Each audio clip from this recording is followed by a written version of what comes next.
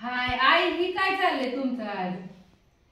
ही परंपरा आलेली आहे आपली. एवढंच काहीतरी बाजरीच्या पिठाचं काय केलंय काय? हे नागदेव होत. हा नाही इकडं तिला. ही केल्यात नागदिव आणि ही मी केले. ही सगळं मी केले आणि ते सगळं आईने केले आहे ना. मला नागदिवाचे आहे ना मोडून बसायचा. बाळ तुला बाळाला आमच्या खायचे नागदिव. हा खाती तू? इकडं काय काय ह्याच्यात सांगा आहे तुम्ही. ह्यात होय.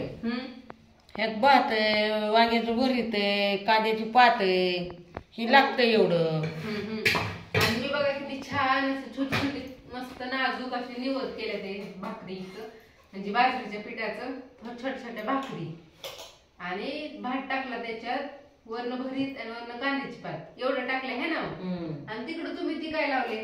ते वाटी ती बाजरीच्या पिठाचा दिवा केलाय एक प्रकारचा. ते मला तर नाही आलं, त्यांना आलं त्यांनी केलं. मी एक केलं. कुठलं केलंय हो? मी ही केले ना बारका आहे वाकडा. मी केलेलं आहे ती. आणि त्यात तेल ओतायचं, वाती लावायच्या आणि ती 5 माणसांनी उचलायचं. आमच्या इकडं लग्न झालेलं पुरुष नाही उचलत, पोरांनी उचलतात.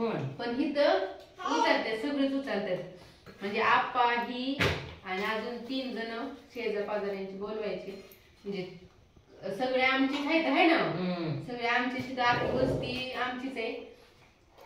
आणि त्याच्यामुळं ही भाऊजींना बोलवायचं इकडल्या आणि उचलायची. ते आप्पा आता उचलते, दिवस मावालाय. आणि बाळ कुठं बसलं? पिलू भाकरी करतोय, भाकरी डब्या बसून.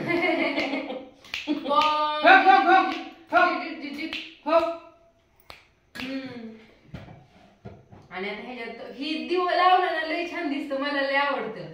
अख्खा असं सगळा प्रकाश 7 निवद आणि 7 दिव येत आहे ना. नाही दिव जास्त 10 येतं. ह्यांचं 5 आणि ह्यांचं 5. एका माणसाचं 5 असतात वाटतं. आणि इकडं केल्या मस्त अशा बाजरीच्या भाकरी, भात केलाय, भाजी करायची छान अशी. आणि बाय सगळ्यांना. आणि असं कुणी कुणी केलं मला सांगा कमेंट करून. सट्टीचं नागदिव असं काहीतरी म्हणतात ना त्याला, नागदिव. Bye bye. बाय बाय कर माव.